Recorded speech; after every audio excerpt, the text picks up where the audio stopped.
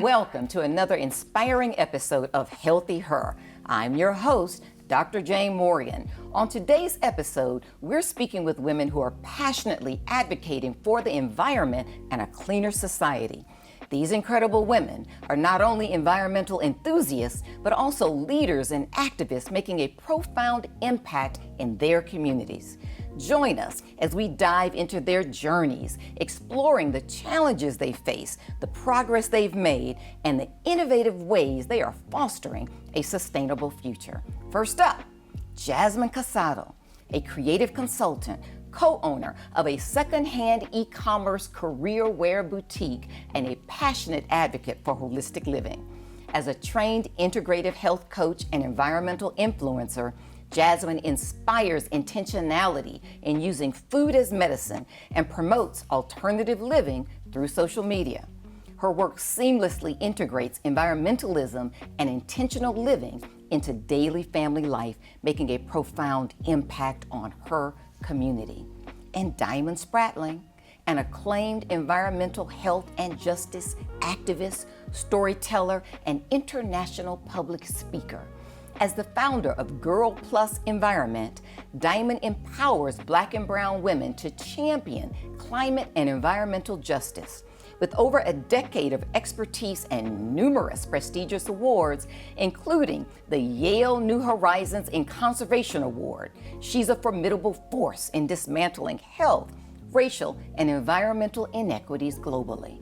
And Kim Steele, an accomplished energy efficiency consultant and climate filmmaker. With a BA in acting from UCLA, Kim has enjoyed a vibrant career on Broadway and in film, and she recently founded Solastalgia Films, producing narrative environmental films. Currently, she's working with Yellow Dot Studios and spearheading an energy justice cohort with Girl Plus Environment this year. Her goal is to infuse climate communication into every film in Hollywood. So let's dive right in. Why do you think society often fails to see a clean environment and fails to really understand the importance of it? Maybe we'll ask you, Diamond. Yeah, I'm happy to jump in here. So I think first, it's very difficult for us to see ourselves as environmentalists, right? I think I really struggled with that when I first got into this space. I was one of those kids, I love to be outdoors, but like I would try to talk to my friends and my family about the issues, and my mom's like, girl, I'm not out here trying to hug trees, all these things, but it's like, no, it's about so much more. It's about our health and our well-being. Like, we're seeing Black and brown kids have like excessive like asthma attacks and like be sent to the ER and all those things, and just not seeing the fact that this is such an intersectional issue, I think is very difficult for people. They automatically think about the reduce, reuse, recycle thing, which is, definitely something that kind of got, I think, a lot of us into this space, but it's so much more. It's very intersectional, and I think we haven't done a great job as like climate scientists and environmentalists at really communicating the intersectionality of it all and how it impacts really our health and well-being. Yeah, I mean, so well said. And Kim, you're approaching it from a really interesting angle as a filmmaker and an acting career. So how do you see that? Yeah, well, I got into filmmaking from my studies at UCLA and my Broadway career, and acting was something that I was already doing. And so when it comes to sustainability, I advocate for women to not add something else to their plate, but just do it in a way that it's just something that you're already doing, to make it easy on yourself. As women, as Black women, we have the weight of the world on our shoulders all the time. We have kids, we have partners, we have jobs, we have nonprofits, we have hobbies, and we don't want to add one more thing to our plate, especially something that's a little bit existential. Maybe it's a little bit hard to see the benefit of it.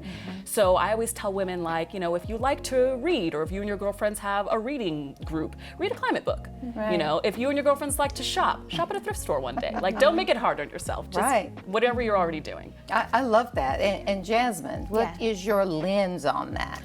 So that's one of the things that I focus on, is making eco-living accessible and making it it look like it's an attainable thing. So, you know, small switches every day, switch to safer, but not necessarily overwhelm yourself. It's, you know, it's little things like recycling. So, like, start there. You know, most people don't recycle. It could be as simple as walking more. If you are in the city, especially, walk to the grocery store. Make it a family activity, make it fun, turn it into a scavenger hunt, but really making it something that doesn't seem burdensome or overwhelming, and make it a family experience, because once you tell kids that you want to do something, those are the best accountability partners ever. Right. And I like the focus on children, because that's really where it starts. If you can get those practices and those habits in early, then it becomes really kind of just a fabric of the whole environment and our community. Absolutely. What is something, and I'll ask all of you, but what is something that you think is a sustainable practice? Maybe a nice global policy, a sustainable practice, maybe something simple where someone could start if they really wanted to start. It seems so big, it seems so overwhelming. What are some things that people could do? Let's start there. You know, make it a point to try to find something secondhand before you buy new. You know, there are some things that we might need to buy, you know, new, but avoiding fast fashion and being very intentional and making it, like I said, making it a family experience. So for my children, they're used to going to the Goodwill with me and going to different thrift shops and seeing what we can find and making it, you know, a treasure hunt. But starting there, I think, is the easiest way for. And I personally every enjoy day. thrift shopping. I find it very fun and relaxing, digging for that find. Diamond. Yeah, so I think a lot about something as simple as a reusable water bottle, right? And I know that, like, you know, that's something that we can easily get. Right. But I do want to also make sure that I call out the fact that there has been tons of mistrust with government and with communities. We saw the Flint water crisis. I'm originally from Detroit, and so a lot of people don't trust the fact that, you know, I can just get water from my faucet. And so wanting to make sure that we are in this work emphasizing being very sensitive to communities who have had to be burdened and had different health outcomes as a result of, you know, different things that we're just going through their cities. And so definitely want to emphasize the fact of we should be using reusable water bottles and things like that, but doing it with intentionality and making sure that we're being sensitive of communities as well. I like that. So it's just something simple where people can start and not kind of get overwhelmed. Let's start with one thing. What would you add, Kim? I would add that there are, while there are simple things that you can do, there are also big things that you can do, which are very easy. And the first thing that I would advocate that people do is just divest from big banks. Take your money and put it in a credit union. Like a lot of the big banks that we bank with, I don't know why we have loyalty to some of the bigger banks, but we do. But simply taking it from Bank of America and Wells Fargo, who fund like big oil and lots of things that are negative to all of society, but specifically Black people, who will be the first to experience some of the harmful effects of climate change. Click, click, go on, close that Wells Fargo account, put it in your local credit union. You've divested, you've done something big. Now there is something I have never heard with regard to sustainability. Heard it right here first on Healthy Her. I love that. Very interesting to think. Really, it's about thinking in a different way because we're all interconnected. Let me ask you, Jasmine, as a mother, how do you actually teach your children about sustainability without making it seem heavy and onerous? How do you really teach them and incorporate that into it's really interesting. their upbringing? Yeah, so we homeschool, which has made it very easy for me to control the narrative in which my children receive the truth. And the truth is we've done a lot of harmful things to our planet. And so I have used opportunities at like museums. Tellus Museum actually has wonderful exhibits on the evolution of our planet. There are lots of books that are readily available. You could do a quick little search on Amazon and find some really great resources on literature as well as fun activities. One of the things that we personally do is we will bag up items and find ways, and I include, my older children on that task of researching. But, you know, really the truth shall set us all free. So I think that it's really easy to explain things to children if we don't overcomplicate it. Right. You know, if we recycle and we remove the use of as many plastics are in the world, then of course that will help with the emissions that are being put out into the planet and how that affects all of our climate. I love it. I mean, Yeah. you know, children are always so malleable, and so it's nice to get really good information in there, right? Yes, It's fun. yeah. Just get it in there. But there's a lot of information, you know, out there. A lot of the local resources like Zoo Atlanta, they have exhibits on climate change. It's really in front of us. We're just not taking the time to read it, you know, and digest it. Yeah, thank you for that. Diamond, let me ask you, Girl Plus Environment, what is it? What inspired you to actually create it and develop it? And how does that intersect with communities of color that you are focused on? Yes, absolutely, and I can probably talk forever about this, but I won't do that to us.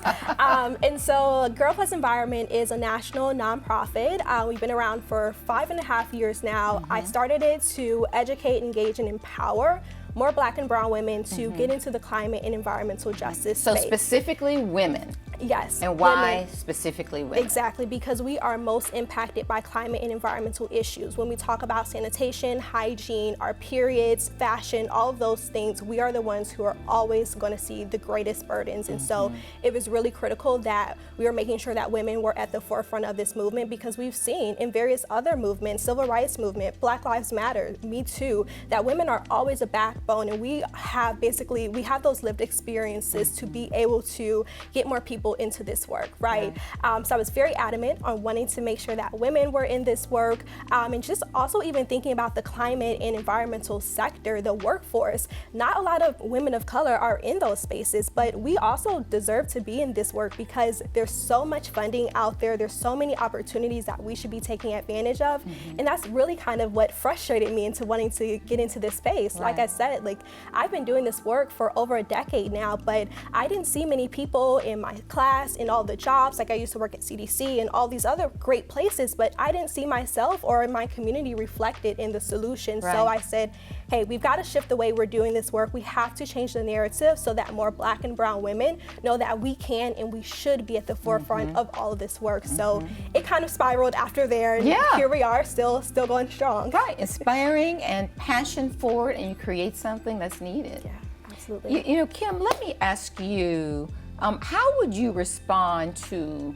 critics that may say individual actions just aren't going to be enough to fight big environmental, global issues? So, Dr. Jayne Morgan, there's really nothing I can do, so I may as well just give up. I can't do it by myself.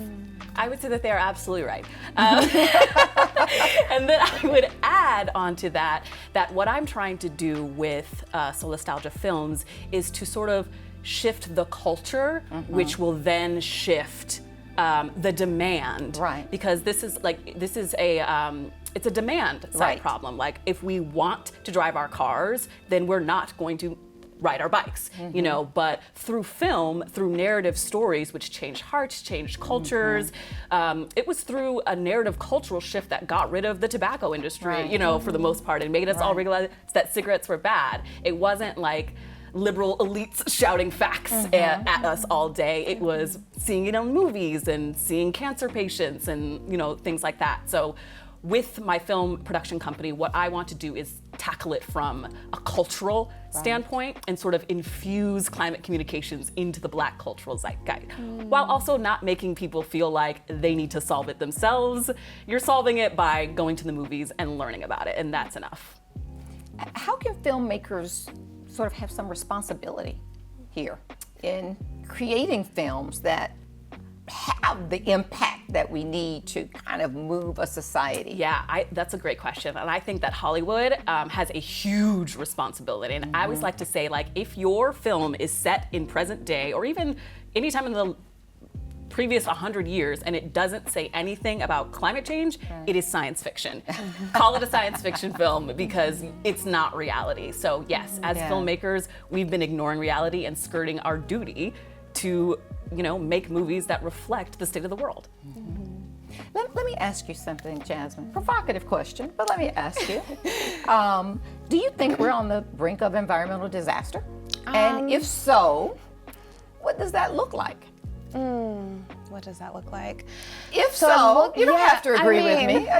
So I wouldn't say environmental disaster, but we are on the brink of major environmental shifts. Okay. I mean, we can look at the migrant situation that's currently happening in our country, and if we look deeper and see why a lot of people are fleeing their countries, it's because of environmental concerns that happen in those countries based on a lack of protections, right? On farming practices, our chemicals, our things that ruin the soil where then they can't grow produce. Right. So I think about things like that, and I do think that we're on the brink of a crisis, even if it's a space crisis, right?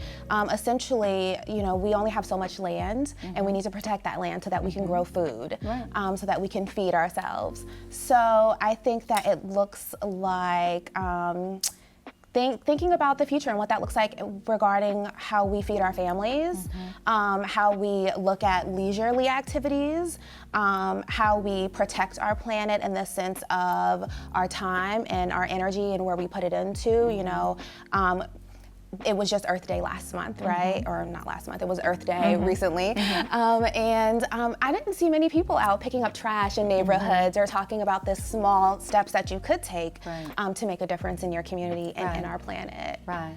Yeah. Well, on Earth Day, I reported on microplastics. I tried to make a difference by telling people about microplastics. Right. Let me ask you, Kim, the same thing. Do you think the Earth is on the verge of environmental disaster? I don't think the Earth is on the verge of environmental disaster. I think that it's fun to say, and I personally love to say that we're all gonna die, but I say it a little bit tongue-in-cheek. Well, disaster doesn't mean we're gonna die. It just, it might be harder to live. Right. Well, that is the point. Like a lot of times, I think the "we're all gonna die" message distracts from the real implications and like the financial implications of climate disaster and how it can be a disaster for your walk that you like to go on with your family in the summer, because if it's 112 degrees, that's gonna... there may be some things that are worse than dying. Surviving. Or not being able, like if your industry is agriculture and not being able to work it year round because now it's spring and it's 108 degrees, like we're gonna have to adapt. And so I think, like you said, like we're on the brink of a shift for sure.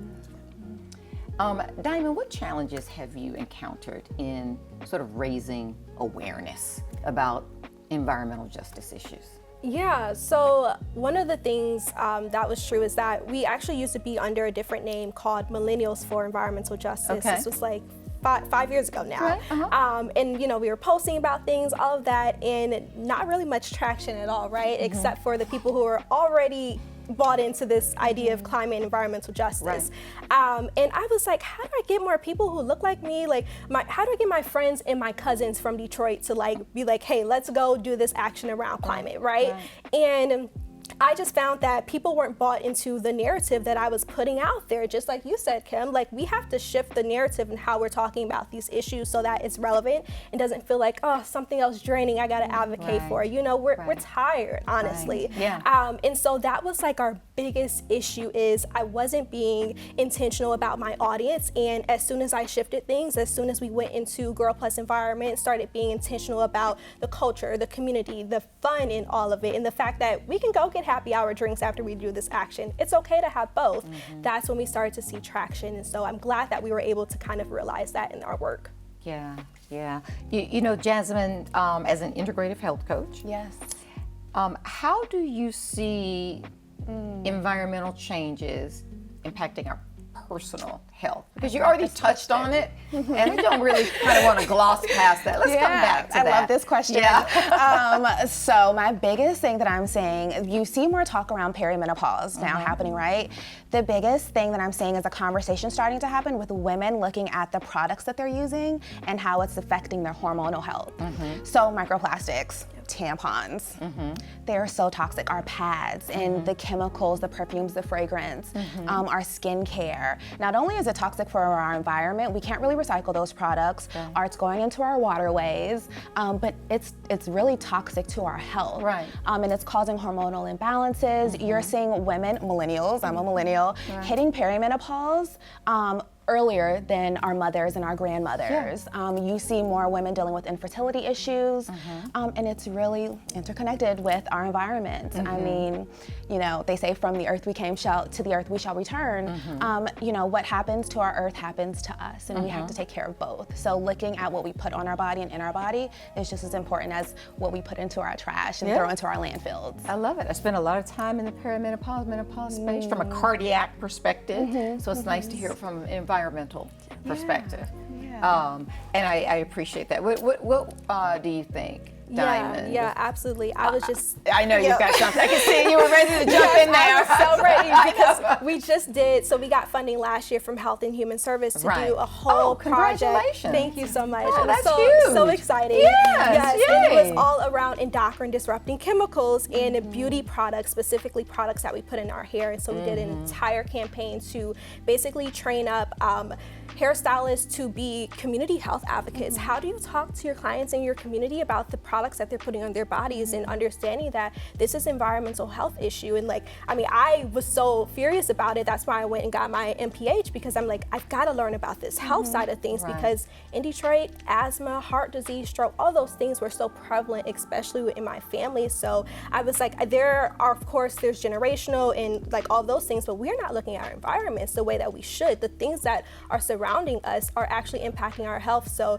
it was really important that I built out an organization that also prioritized health as much as we did environment. I love that.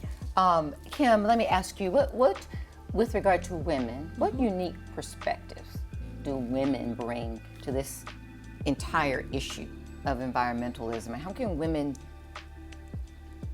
personally impact it in a positive way? I think that the environmental movement is so divisive, but women, our superpower is empathy. We often lead with empathy, and it's so needed in this divisive political landscape around climate change. It's needed to listen to other people and to make other people feel heard so that you can change people's hearts and their minds. And I think it's as simple as that. Softness, listening, empathy, motherhood, transferring ideologies to our legacies. Yeah, that's a unique women's perspective, I think. And your company, your film company, how does it work to sort of dovetail with that? I think just seeing women on screen, Black and women, leading it, I will be the star of our first film, so I think people will be inspired by seeing me. Yes. No, but seeing themselves represented in representation climate communication. is so Black incredibly women, important. Yeah. No, I absolutely believe, but I absolutely agree. But I also meant you founding it, leading it, owning it, and having the power to put people in front of the camera to tell the story.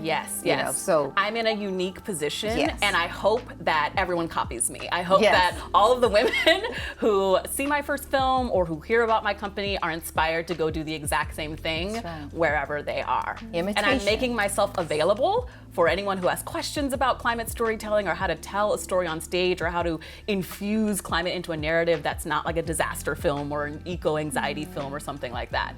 I'm here as a resource to, start the movement, kick it off. I love it. Imitation is the sincerest form of flattery. Let me ask you, Kim, where can people find you? If they want to follow you, if they want to contact you, what would that be? Yeah, so the first thing would be my film production company's website. It's just solastalgiafilms.com. And then I'm active on the socials these days. I'm a millennial, but I do occasionally go on TikTok. So my TikTok handle is Hey Kim Steele. And then hopefully you will be able to see me on my, Netflix climate rom-com. I'm looking forward to it. Yes. That's where to find me. What about you, Diamond? How can people find you? Yeah, so feel free to follow us at Girl Plus Environment on all platforms. I'm also on all the socials as well at Diamond Sierra, and then our website is girlplusenvironment.org. Love it. Jasmine? Yes, so you can find me at Highly Well Mama on all the platforms, where I encourage and inspire your whole family to take eco living for a try. And then also my men's career wear boutique is casadecloset.com. I love it. And you know, what an inspiring segment we had today. I'm Dr. Jayne Morgan. As always, you can follow me at Dr. Jayne Morgan, DrJayneMorgan. All the social media channels. You can find me on Instagram, you can find me on X, Threads, LinkedIn, YouTube. Wherever you look, there I am. Thank you for joining us, and a special thank you for sharing these inspiring stories with these wonderful ladies today, giving us such valuable insights. To all the women out there passionate about the environment, know that your voice and actions matter. You have the power to drive change and create a more sustainable world. Stay tuned for our future episodes, where we'll continue exploring important topics related to health, wellness, and the empowerment of women. Together, let's keep pushing boundaries and making a difference. See you next time.